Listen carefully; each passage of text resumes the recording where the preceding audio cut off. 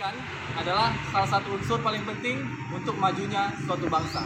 Di balik majunya pendidikan, ada peran penting tenaga pendidik. Tenaga pendidik atau yang sering kita sebut dengan sebutan guru merupakan pembangun insan cendekia. Dan kali ini tim Mau Tahu Ya akan membahas tentang sejarah pendidikan di Kota Tebing Tinggi yang bertepatan dengan HUT PGRI yang diperingati setiap tanggal 25 November. Untuk itu, ikuti terus perjalanan kami di channel Mau Tahu Ya.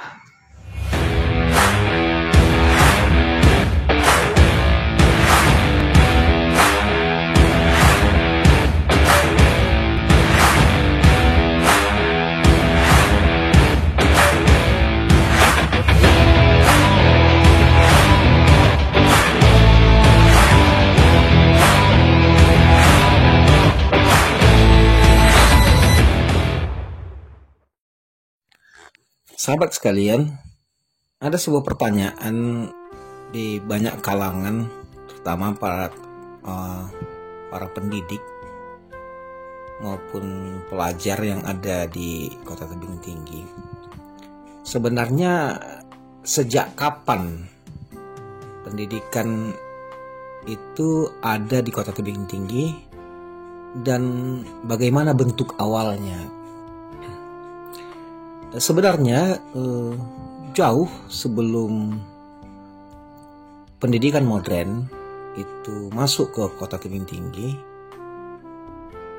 masyarakat di kawasan Tebing Tinggi dan sekitarnya yang dikenal sebagai Kerajaan Negeri Padang sudah memiliki model pendidikan yang kita kenal sebagai model pendidikan kearifan lokal.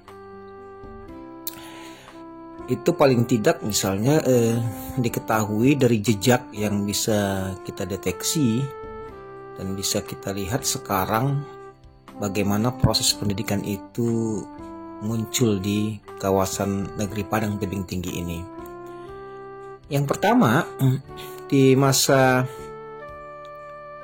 paling tidak di awal abad ke-19 atau sekitar tahun 1800-an.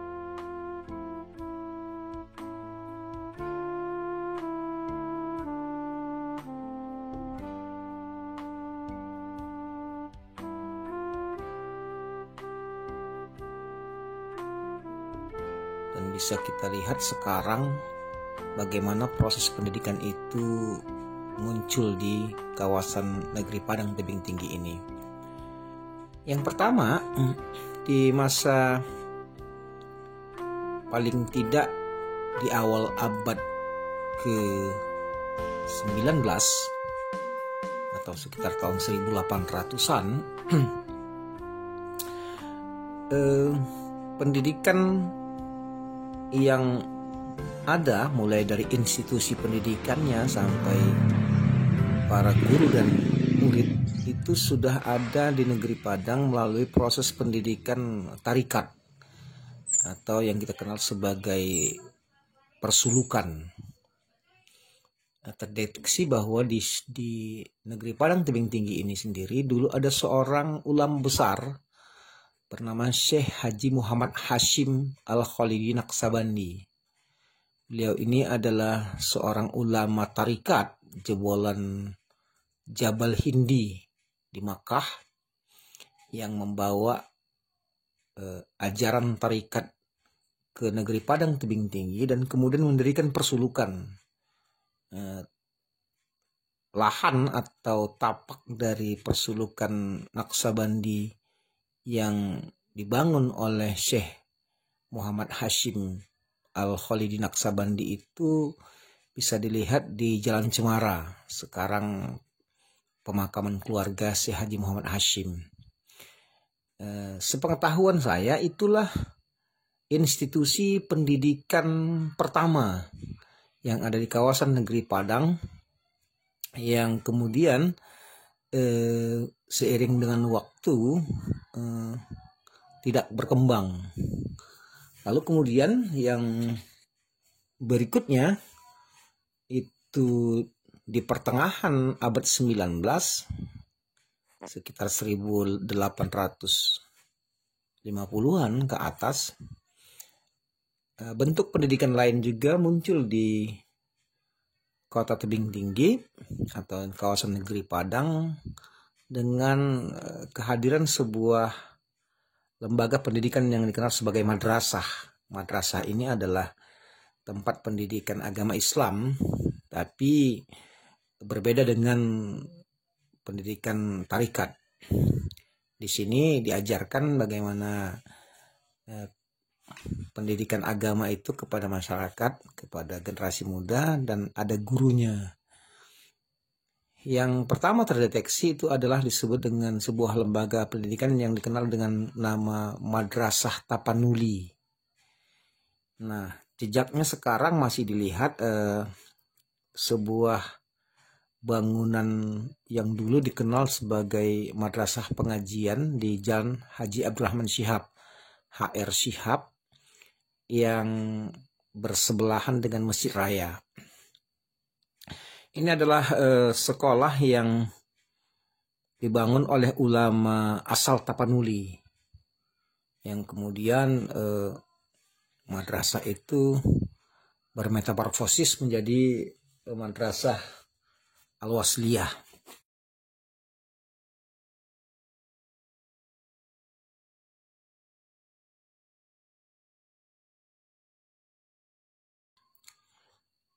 Tidak hanya pendidikan agama dalam bentuk tarikat dan madrasah di Tebing Tinggi, pada awal abad ke-20 atau sekitar tahun 1900-an 1920 gitu.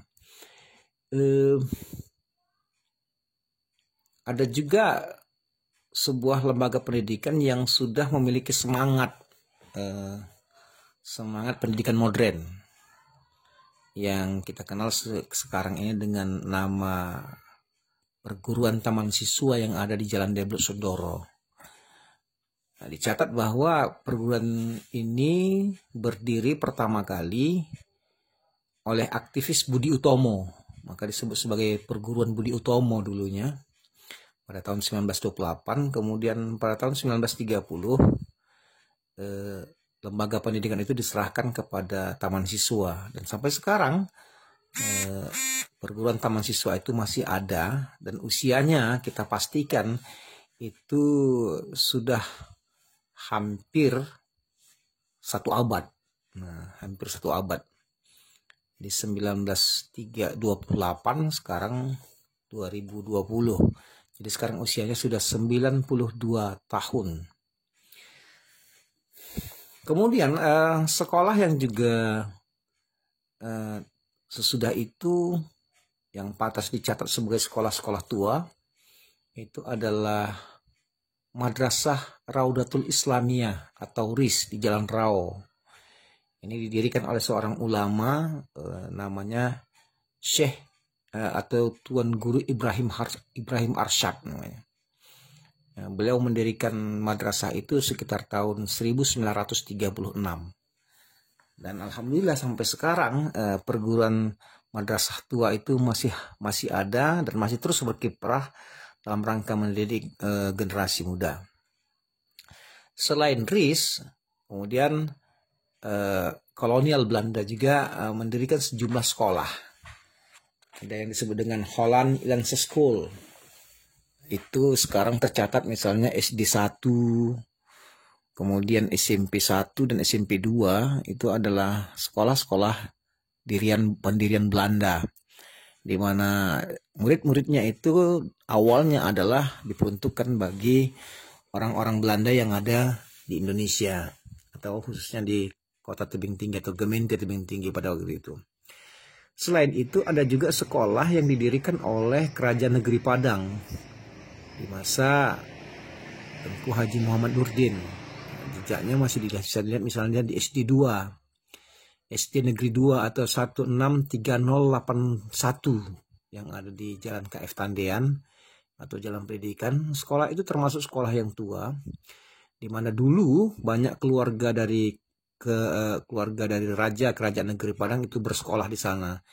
Misalnya Tengku Hashim, Tengku Alamsah, kemudian ada beberapa orang yang juga dulu tamatan dari SD 2 yang dulu merupakan sekolah Belanda. Nah, baru kemudian di awal-awal kemerdekaan tumbuhlah sejumlah sekolah yang berafiliasi kepada etnis. Dulu misalnya ada sekolah Chungho yang kemudian sekarang berganti-ganti namanya dan sekarang kita kenal sebagai Sekolah Perguruan Insinyur Haji Juanda. Juga dulu SMP Negeri 3 itu dulunya adalah sekolah Cina juga. Tapi kemudian dialih fungsikan menjadi sekolah negeri karena dulunya sekolah itu berafiliasi kepada kelompok etnis Cina, hanya saja yang lebih dekat kepada ideologi komunis. Sehingga ketika mereka dibubarkan, aset mereka diambil oleh negara. Beberapa organisasi ormas Islam juga kemudian membentuk lembaga-lembaga pendidikan yang patut dicatat bahwa Al-Jam'iyatul Wasliyah yang berdiri pada tahun 1930 itu sudah memiliki sekolah pertama mereka di Kota Tebing Tinggi, yang dimana itu adalah Madrasah Aliyah dan Sanawiyah yang ada di Jalan 13 Desember.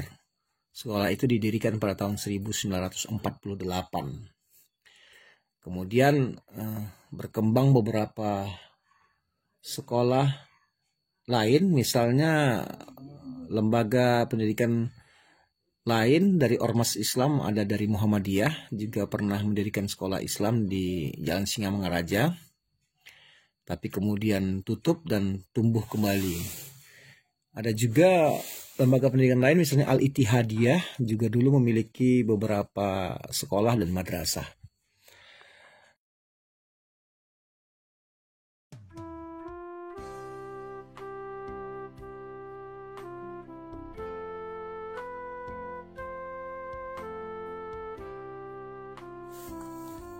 Sahabat sekalian, berdasarkan catatan sejarah sendiri, misalnya kata guru itu seiring dengan waktu sering berubah-ubah. Misalnya sebelum kemerdekaan, kaum nasionalis menyebut guru itu dengan pamong, sementara kalangan agamawan itu menyebut guru itu dengan panggilan ustadz atau kiai di pesantren. Nah, kata guru ini sendiri resmi digunakan atau dipakai itu sesudah kemerdekaan. Jadi menetapkan hari guru pada tanggal 25 November setiap tahun itu adalah kebijakan pemerintah untuk memuliakan profesi guru. Terkait dengan itu, tim Mautawiyah menyatakan selamat Hari Guru dan tetaplah mengabdi untuk mencerdaskan kehidupan bangsa dan negara.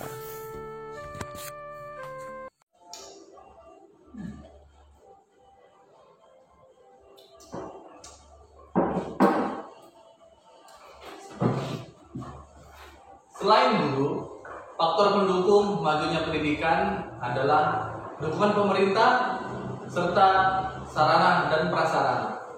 Dengan fasilitas yang ada, semoga dunia pendidikan di Kota Tebing Tinggi semakin maju dan berkembang.